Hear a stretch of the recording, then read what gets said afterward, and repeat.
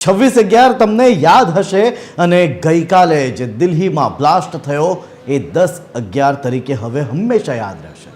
દિલ્હીમાં લાલ કિલ્લા પાસે જે કાર બ્લાસ્ટ થયો હતો એના પગલે કેન્દ્રીય ગૃહમંત્રી અમિત શાહે આજે બે મહત્વપૂર્ણ બેઠકો યોજી।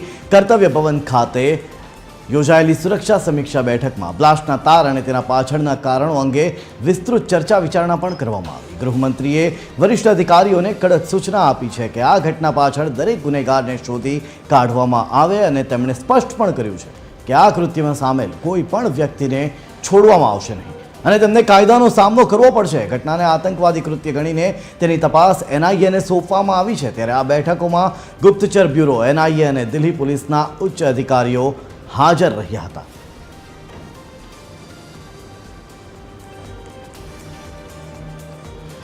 લાલ કિલ્લા નજીક થયેલા કાર બ્લાસ્ટના ગંભીર મામલે કેન્દ્રીય ગૃહ મંત્રાલયે મોટો નિર્ણય લીધો છે। ગૃહમંત્રી અમિત શાહની અધ્યક્ષતામાં મળેલી ઉચ્ચ સ્તરીય બેઠક બાદ આ વિસ્ફોટ કેસની તપાસ હવે રાષ્ટ્રીય તપાસ એજન્સી એનઆઈએને સોંપવામાં આવી છે। અગાઉ આ કેસની તપાસ દિલ્હી પોલીસ અને સ્પેશિયલ સેલ દ્વારા કરવામાં આવી રહી હતી, પરંતુ વિસ્ફોટની પ્રકૃતિ અને તેમાં રહેલા આતંકવાદી ષડયંત્રના સંકેતોને ધ્યાનમાં રાખીને કેન્દ્ર સરકારે આ મામલો એનઆઈએને સુપ્રત કર્યો છે। આ નિર્ણય સૂચવે છે કે સરકાર આ ઘટનાને ગંભીર આતંકવાદી કૃત્ય માનીને ઊંડાણપૂર્વકની તપાસ કરાવવા માંગે છે। ત્યારે એનઆઈએ હવે બ્લાસ્ટના તાર અને ષડયંત્રના મૂળ સુધી પહોંચવા માટેની તપાસ કરશે, જેના અહેવાલો અનુસાર દિલ્હી બ્લાસ્ટ મામલે પોલીસે જમ્મુ અને કાશ્મીરમાંથી 3 શંકાસ્પદોની અટકાયત કરી છે। તારિક અહેમદ મલિક એટીએમ ગાર્ડ છે, જ્યારે આમિર રાશિદ અને ઉમર રાશિદની જો વાત કરીએ એ બંનેની પણ અટકાયત કરાઈ છે। આ ત્રણેય પુલવામા જિલ્લાના રહેવાસી છે। અહેવાલો અનુસાર તારિક અહેમદ અને આમિર રશીદને શ્રીનગર લાવવામાં આવ્યા છે, જ્યારે ઉમર રશીદ હાલ પંપોર પોલીસ સ્ટેશનમાં છે અને તેની પૂછપરછ કરવામાં આવી રહી છે। આ વ્હાઇટ કોલર ટેરર ગણી આવી રહ્યા છે, કારણ કે ડૉક્ટર પરવેઝ અંસારી કે જેના મકાન પર પણ દરોડા પડ્યા હતા, લખનૌની ઇન્ટિગ્રલ સંસ્થા સાથે જોડાયેલો હતો। આ ડૉક્ટર પરવેઝ અંસારીની કાર પર ઇન્ટિગ્રલ યુનિવર્સિટીનું સ્ટીકર પણ લાગેલું હતું। અનંતનાગ મેડિકલ કોલેજમાં ડૉક્ટર આદિલ અહેમદ રઠાર છે કે જેને કોલેજમાંથી કાઢી મૂકવામાં આવ્યો હતો, જેનો સંબંધ જૈશે મોહમ્મદ સાથે પણ સામે આવ્યો છે।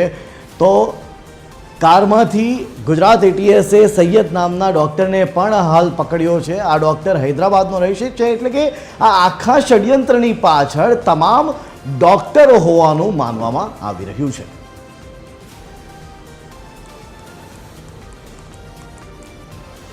તો દિલ્હી બ્લાસ્ટ કેસમાં મોટા આતંકી નેટવર્કનો ચોંકાવનારો ખુલાસો થયો છે। રિપોર્ટ મુજબ આતંકવાદી મસૂદની બહેને ફરીદાબાદથી ઝડપાયેલી ડૉક્ટર શાહીન શહીદને મહિલા વિંગની કમાન સોંપી હતી। પ્રાથમિક તપાસ મુજબ ડૉક્ટર શાહીનને ભારતમાં જૈશે મોહમ્મદ મહિલા સંગઠન જમાત ઉલ મોમિનીનની કમાન સોંપાઈ હતી અને એ જ રિપોર્ટ મુજબ આ આતંકી નેટવર્ક દ્વારા સોશિયલ મીડિયાનો ઉપયોગ કરીને વિસ્તાર વધારવામાં આવતો હતો, એટલે કે નેટવર્કમાં વધુમાં વધુ લોકોને જોડવામાં આવ્યા હતા।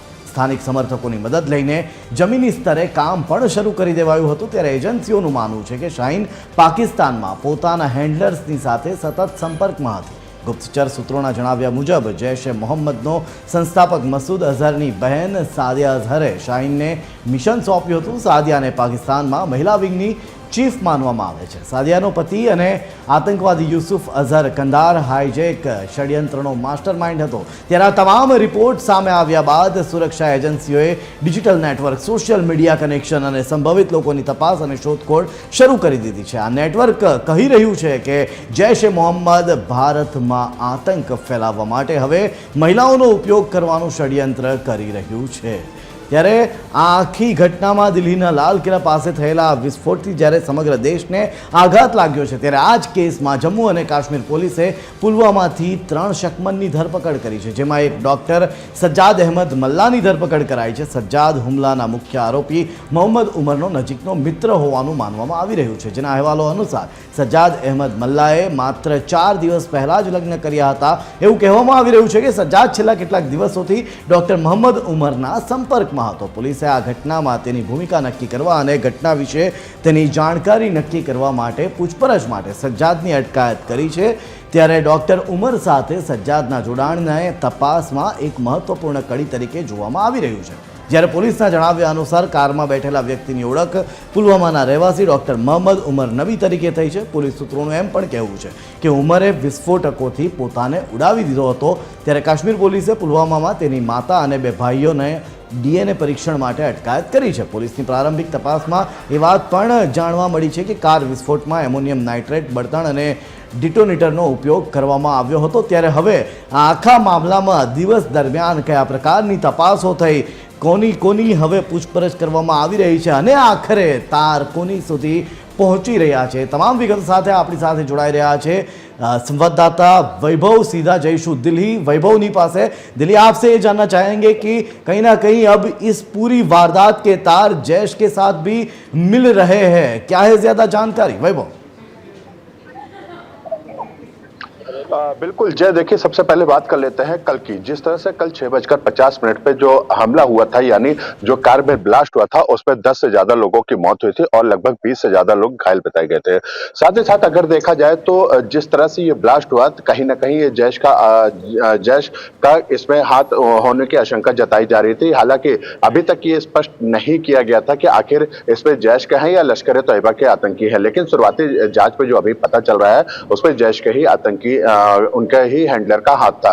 साथ ही साथ अगर देखा जाए तो जिस तरह से हमला हुआ था, कहा यह जा रहा था कि आरडीएक्स या फिर आईईडी ब्लास्ट था, लेकिन जिस तरह से डॉक्टरों की अगर बात किया जाए तो अगर कोई भी हमला होता है या फिर आरडीएक्स या आईईडी ब्लास्ट होता है तो ऐसी स्थिति में वहां पे जहां ब्लास्ट होता है वहां पे गड्ढे हो जाते हैं, लगभग 5 से 10 फीट गड्ढे होते हैं, लेकिन यहाँ पे ऐसा कुछ भी देखने को नहीं मिला है। साथ ही साथ अगर फोरेंसिक की माने तो उनका साफ तौर से कहना था इसपे किसी भी प्रकार का कोई या फिर जो तार होते हैं या फिर कील होती है वो बरामद नहीं हुई थी किसी भी बॉडी पे। इस तरह से कोई भी जो डेड बॉडी थी या फिर जो लोग मरे थे, जो घायल थे, उनके ऊपर इस तरह से कोई भी मेटल जो है वो नहीं मिला था। तो कहीं ना कहीं ये साफ तौर से ये उम्मीद यही जताई है अमोनियम नाइट्रेट से ही ये हमला हुआ था, यानी ब्लास्ट हुआ था।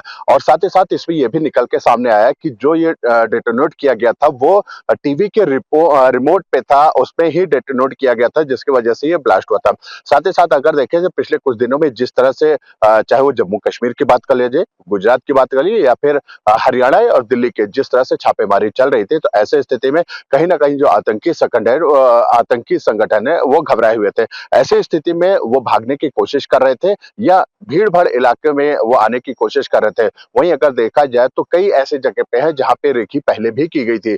साथ ही साथ अगर गुजरात की बात कर लिया जाए तो गुजरात के अहमदाबाद के धार्मिक स्थलों को रेकी की गई थी। दिल्ली के कई जो महत्वपूर्ण इलाके हैं या फिर ये कह लिया जाए कि जो चांदनी चौक का इलाका है, चावड़ी बाजार का है, नई दिल्ली, पुरानी दिल्ली, आनंद विहार, सराय रोहिल्ला, निजामुद्दीन और आजादपुर मंडी जैसे जो एरिया है वहां पे जो है इन्होंने रेकी की थी। और साथ ही साथ उत्तर प्रदेश के जो आरएसएस का कार्यालय है वहां पे भी रेकी की गई थी। लेकिन जब लगातार देखा गया कि यूपी एटीएस की बात कर लिया जाए, जो एजेंसीज हैं उनकी, और साथ ही साथ जम्मू कश्मीर पुलिस ने जिस तरह से छापेमारी की थी, ऐसे में जब हरियाणा के जो फरीदाबाद से जो बड़े पैमाने पे जो अमोनियम नाइट्रेट पकड़ा गया था, तो ऐसी स्थिति में उनका जो प्लान था वो फेल होते दिखता नजर आ रहा था। तो ऐसी स्थिति में हड़बड़ी में यहाँ पे ये ब्लास्ट किया गया। साथ ही साथ देखा जाए तो गृह मंत्रालय की तरफ से आज सुबह ही पहले 9:30 बजे का बैठक होनी थी, जिसमें गृह मंत्री अमित शाह खुद ये बैठक करने वाले थे, वो 11 बजे हो गई। और इसी में जितने भी खुफिया एजेंसीज के आला अधिकारी थे, जो चीफ थे, वो वहां पे मौजूद थे। साथ ही साथ गृह विभाग के भी आला अधिकारी जो मौजूद थे, इस पे कई अहम फैसले भी लिए गए और उसके बाद 3 बजे दोबारा ये बैठक की गई। तो ऐसी स्थिति में आखिरकार जब ये बैठक हुई तो उस पर सारे सबूत जो है वो एनआईए को हैंडओवर किए गए और एनआईए ने इसकी जांच शुरू कर दी है। हालांकि अगर देखिए हमारे ठीक पीछे ये वही जगह है जहां पे ये ब्लास्ट होता और अभी भी एनआईए की टीम जो है यहाँ पे मौजूद है, दिल्ली पुलिस के आला अधिकारी मौजूद है और यहाँ पे जिस तरह से ब्लास्ट हुआ उन सभी चीजों को लेकर जो है अभी भी वहां पे जांच चल रही है। फॉरेंसिक जो टीम है वो भी यहाँ पे मौजूद है और लगातार यहाँ पे जो पार्ट्स है वो इकट्ठा किए जा रहे हैं। अब देखिए यहाँ पे हमारे ठीक सामने जो है देखिए मोबाइल फॉरेंसिक वैन है, जो लगातार कल से फॉरेंसिक की जो टीम है दिल्ली पुलिस की या एजेंसीज की टीम है वो यहीं पे मौजूद थी और हर एक एंगल से चेक की जा रही है। साथ ही साथ जो पार्किंग में जब गाड़ी खड़ी थी तो ऐसे स्थिति में गाड़ी कितने बजे निकली है, इन सभी चीज का जो है डाटा वो निकाला जा रहा है। साथ ही साथ पूरे दिल्ली के जितने भी सीसीटीवी है वो खंगाले जा रहे हैं। इसके बाकायदे टीम भी गठित की गई है और साथ ही साथ देश भर में कई वैभव, अभी भी वैभव शहर है उनको अलर्ट पे रखा गया है। खास वैभव, बात कर जी वैभव, मैं आपसे खास तौर पे ये जानना चाहता हूं कि वारदात वाली जगह से अभी तक कौन कौन सी चीजें, एनआईए की टीम हो या फिर फॉरेंसिक की टीम हो, जिन्होंने अभी तक कौन कौन सी ऐसी चीजें हैं जो उनको मिल गई है? वैभव। बिल्कुल जय देखिए, जिस तरह से ये कल ये ब्लास्ट हुआ था उसके बाद जितने भी फॉरेंसिक टीम एजेंसीज की टीम थी वो यहाँ पे मौजूद थी। साथ ही साथ जितने भी पार्ट्स, गाड़ियों के जो पार्ट्स थे जिसमें ब्लास्ट हुआ था, जो i20 हुंडई के i20 बताई जा रही थी, जो पार्किंग से निकल के जो है यहाँ पे आई वो ब्लास्ट है, उसके जो पार्ट्स थे वो इकट्ठा किए गए हैं। साथ ही साथ आसपास की जो गाड़ियां हैं उनके भी जो है पार्ट्स इकट्ठा किए गए हैं। कुछ डेड बॉडीज की हैं जो जब ये ब्लास्ट हुआ था तो ऐसी स्थिति में जो बॉडी थी वो काफी डैमेज हो चुकी थी, उसकी पहचान नहीं हो पा रही थी, तो उन बॉडी को भी रिकवर किया और इसकी जांच भी चल रही है। अब देखना ये होगा कि ये जांच पे क्या निकल के सामने आता है, लेकिन ये तो स्पष्ट है कि कहीं ना कहीं ये आतंकी संगठन है जो जैश ए मोहम्मद है, उनका जो है ये पूरा प्लान है। साथ ही साथ अगर देखा जाए तो पाकिस्तान में भी इसी तरह एक ब्लास्ट हुआ है। पाकिस्तान अपने आप को खुद सेफ करने की कोशिश कर रहा है, क्योंकि आपको याद होगा कि जिस तरह से 2011 में पुलवामा हुआ था, सेम अटैक जो है यहाँ भी देखने को मिला है। तो कहीं ना कहीं जैश ए मोहम्मद का जो प्लान होता है वो इसी तरह एग्जीक्यूट किया जाता है। तो ऐसी स्थिति में पूरा शक जो है वो जैश ए मोहम्मद के ऊपर ही जा रहा है और लगातार छापेमारी कर रहे हैं। सुबह से कल से अगर बात कर ली है, अब तक लगभग 60 से ज्यादा जगहों पे छापेमारी की गई है और इसकी भी अभी भी जांच चल रही है। और इस छापेमारी में लगभग 40 से 50 लोगों को डिटेन किया गया है, जिसमें से 3 आतंकी ऐसे हैं। धन्यवाद वैभव पूरी जानकारी देने के लिए। એટલે કે હાલ તપાસ ચાલી રહી છે, એક બાદ એક છાપામારી થઈ રહી છે, દરોડા પાડવામાં આવી રહ્યા છે, કેટલાય લોકોની ધરપકડ કરી દેવાઈ છે, કેટલાક જે શંકાસ્પદ લોકો છે તેઓની અટક પણ કરવામાં આવી છે।